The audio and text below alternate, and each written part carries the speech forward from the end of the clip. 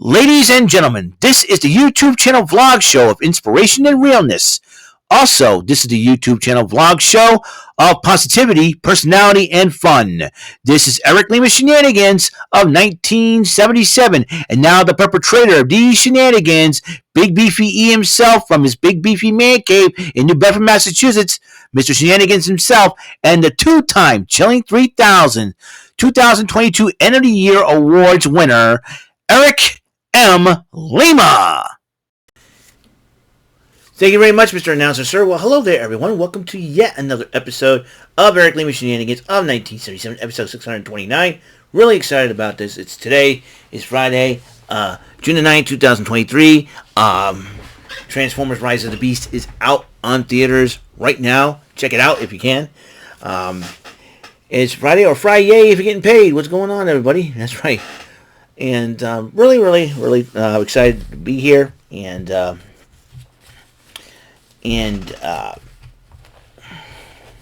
so there's that. Okay, whoops. A little excited.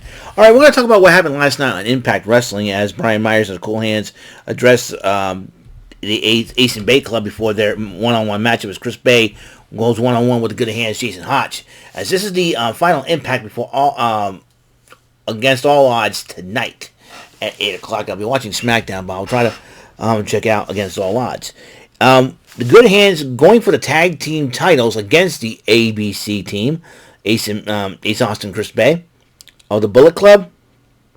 And Brian Myers says that his boys are going to be next tag team champions. Chris Bay went one-on-one with Jason Hotch, and Chris Bay ended up picking up the victory. But then Brian Myers, Brian Myers and Good Hands decided to attack both members of the Bullet Club Ace and Bay Connection after the match. So that's something to, and they end up holding the tag team titles in the end. But will they actually win them tonight? Well, we'll find out. Well, eventually, probably will end up finding out. This is the final Impact before Against All Odds.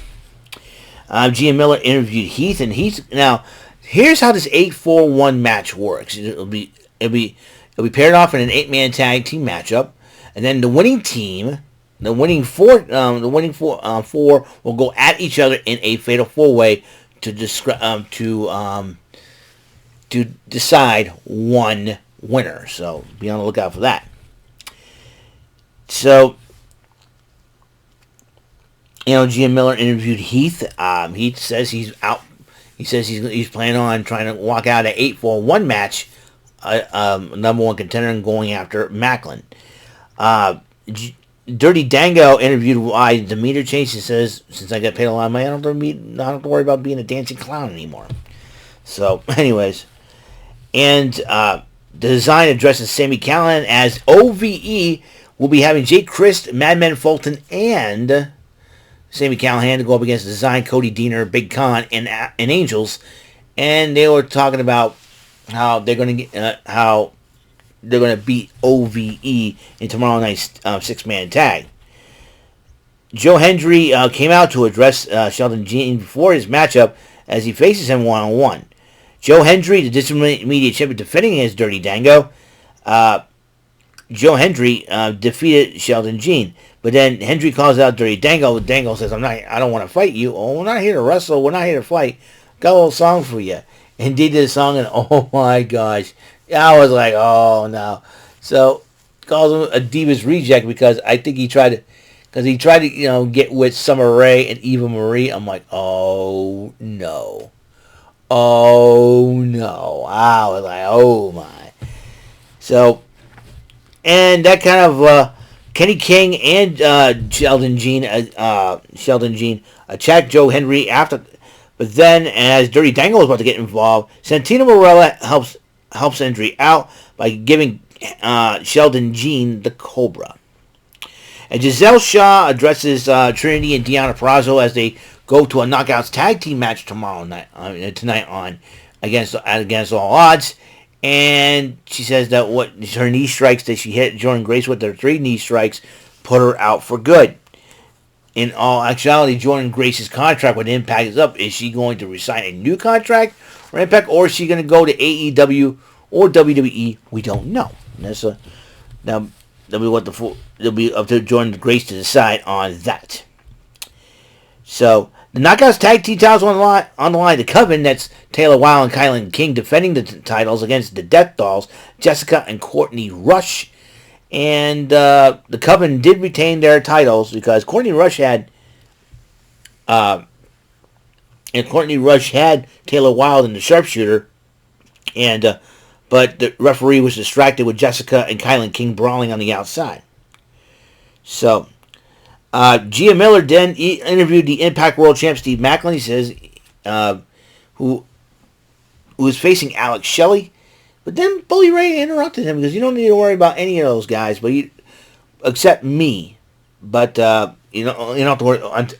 But you don't have to worry about that until Slammiversary. So Bully Ray did interrupt Steve Maclin. Before the Impact, Sleazy Sparks and Terra Rising went one-on-one, but then Masa Slamovich kind of ruined that idea by attacking both ladies with the dog collar and yelled at Kelly in Russian about what is she going. She says she can't wait. Probably she wants a piece of Kelly in the dog collar matchup. That will be tonight also on Against All Odds.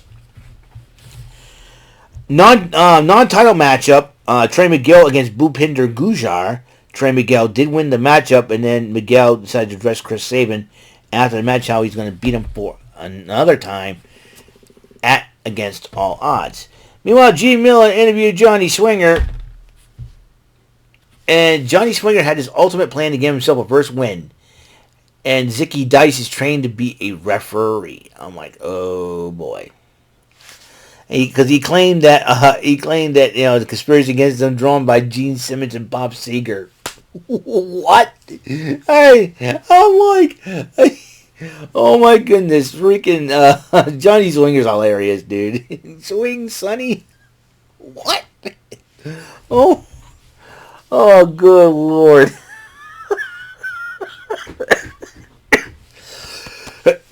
Man, too funny, man.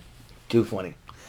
And then also the GM Miller interviewed Trinity and the Knockouts World Champ Deonna Purrazzo as they prepare for their tag team matchup at Against All Odds tonight. Against All Odds against the team of Giselle Shaw and Savannah Evans. But then he said, well, after we get done with them, we'll deal with each other at Slammiversary next month. Be a lot of fun. We're in June already. Holy crap. You know what I'm saying? Yeah. Okay, now. So the main event is one half of the 8-4-1 matchup as Nick Aldis teams up with Jonathan Gresham to team against Rich Swann and Moose. And despite a lot of odds against them, Moose and Swann did win the matchup.